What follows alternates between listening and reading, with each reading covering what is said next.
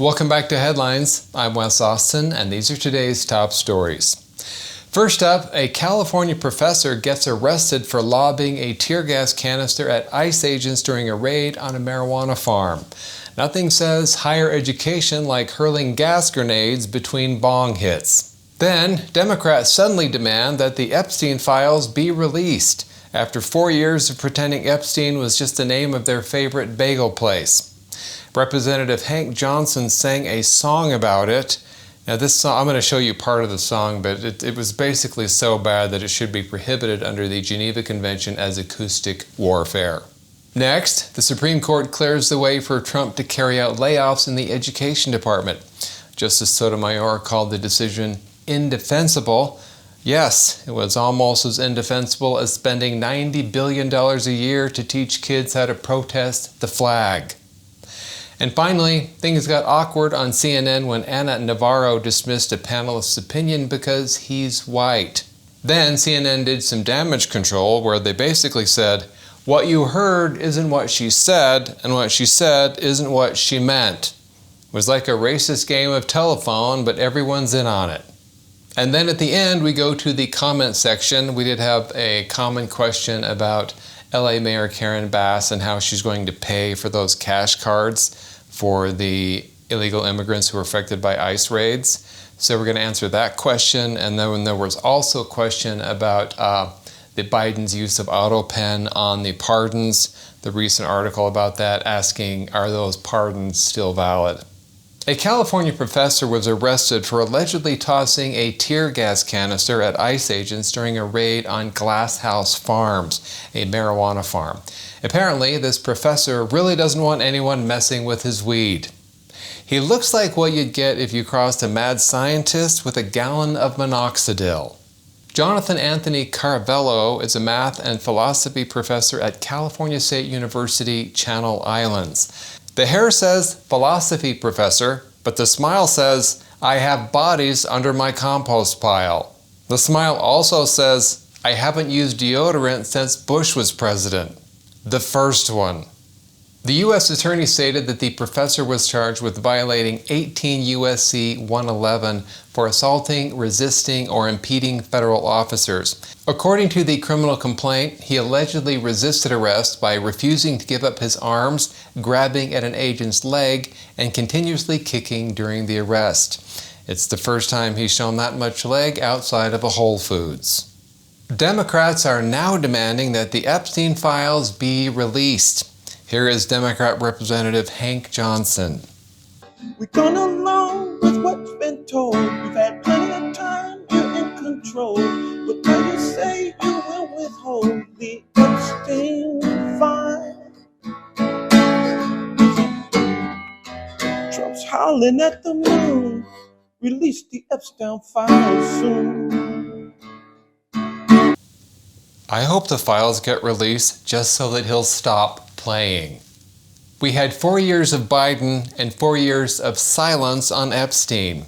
Now, when Trump says let's move on, suddenly the Democrats are transparency advocates. Right. And if Trump said we should all breathe oxygen, Democrats would start suffocating on principle.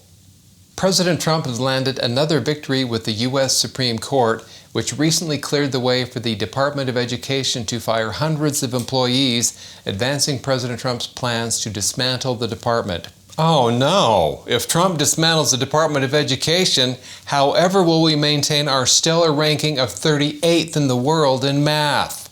The 6-3 decision pauses an order by a lower court which reinstated 1,400 laid-off employees at the Education Department, where the plaintiffs argued that the Trump administration's actions would leave the Education Department unable to carry out legally mandated work. The Education Department claims that they can't do their job without these workers. Well, they've certainly proved they can't do it with them either. Things got heated on CNN when Ana Navarro dismissed the opinion of a panelist because he's a white man. It all started when Navarro claimed that President Trump's presidency has been a reign of terror, to which Palumbo, the white male, responded that such a statement is hyperbolic. Also, I want to respond to you saying that I was hyperbolic when I talked about a reign of terror. Because that is hyperbolic. No, it might be hyperbolic for you as a white man. Oh, okay. It's certainly So not hyperbolic for me as a Latino. No, I'm not being racist. It's incredible to dismiss my opinion for being a white man. No, I'm not dismissing your opinion. Navarro's not dismissing his opinion. She's just using her built-in racial GPS to navigate around it. I wonder how CNN is going to see the situation. Now, don't jump to conclusions. I mean, you're right, but let's watch it just for fun. All she's saying is that her view of the situation is different from yours. I don't think that's an insult. She basically said, I'm wrong because I'm a white man. She just said, I see it differently. I said, I see it differently. She said, I see it differently from you, which is not an insult. It's not, and it's also not a racial insult. It's also not an explanation why I'm wrong. But we have a lot more to discuss on this very topic. The CNN host basically said, she didn't dismiss your opinion for being white. She just explained why being white makes your opinion dismissible. Totally different. Now let's go to the comment section. So I did have a very common question on the video I did on LA Mayor Karen Bass. So there was a video where she announced this cash card that she was going to do and give to people who were affected by ICE raids. And a lot of people were asking how is she going to pay for that. So like here's a couple of the questions that I had from Instagram. California doesn't have any cash. Where is this money coming from? I thought LA was completely broke. Isn't it good that at least some people out there are thinking the government should have money before they spend it? Here's a couple of the comments from YouTube. Who is funding those cash cards? Tax dollars or Soros? And here's another one from YouTube. Is this courtesy of the taxpayer? So I actually looked into how they're going to pay for this. And this is from the article on Breitbart. It says here, the city of Los Angeles currently faces a $1 billion deficit. The Los Angeles Times reported that the mayor's new program, which could provide a few $100s per card, will be funded through philanthropy. It was not immediately clear what the qualifications will be needed to receive the cards. The mayor emphasized that the money will not come from city coffers, but from philanthropic partners. The cards will be distributed by immigrants' rights groups such as the Coalition for Humane Immigrant Rights of Los Angeles. The city will coordinate between philanthropists and organizations distributing the cards according to the mayor's office. So, apparently taxpayers won't be paying for it. People who were going to donate. I did read on a program that they said was similar, that there were some celebrities that had given some money, but they don't have anybody lined up for this one yet. So anyway, that is how they're supposedly going to pay for this. And then the second question that we're going to look at or comment was on the video I did about the Biden's auto pen, where this was basically, it was based on reporting from the New York Times where they said Biden didn't actually specifically decide on everyone who was receiving pardons. They had a story, in the story it said that, for example, the last meeting that pardoned a bunch of his family members, I guess that meeting happened at night. And we all know that Biden is terrible outside of the hours of 10 and 4. So this was the night before he left office. I'm sure he's working late, right? He's asleep. So anyway, so they said after that meeting, I think his chief of staff sent an email saying, I authorize the use of the auto pen for these pardons, which I thought was funny. It should have said President Biden authorized the use of this auto pen, or at least Jill, authorized this. But and then it said that they usually would have someone confirm with a written confirmation that the pardon was okay. And the article said that these people who were doing the written confirmations, most of the time, they were not in the room to hear that Biden actually authorized anything.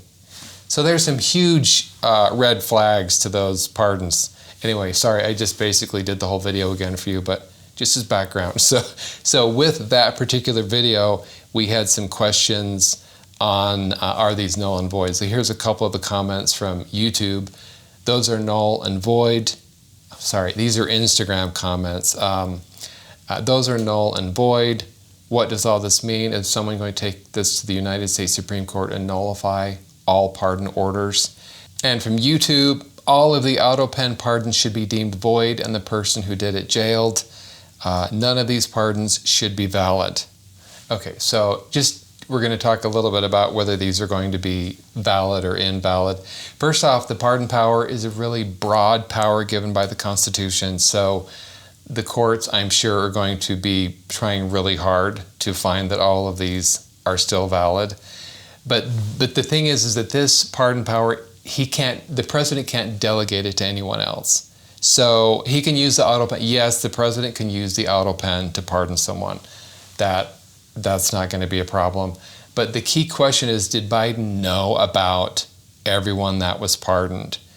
Or did some of the people decide, we're going to try to have these people pardoned, and nobody told Biden about it or got his authorization that they should be pardoned?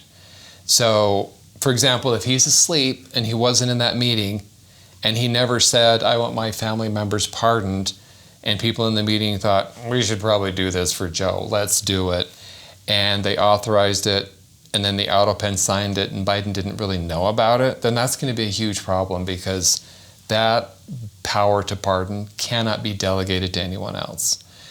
But he doesn't have to physically sign it. He can use the auto pen.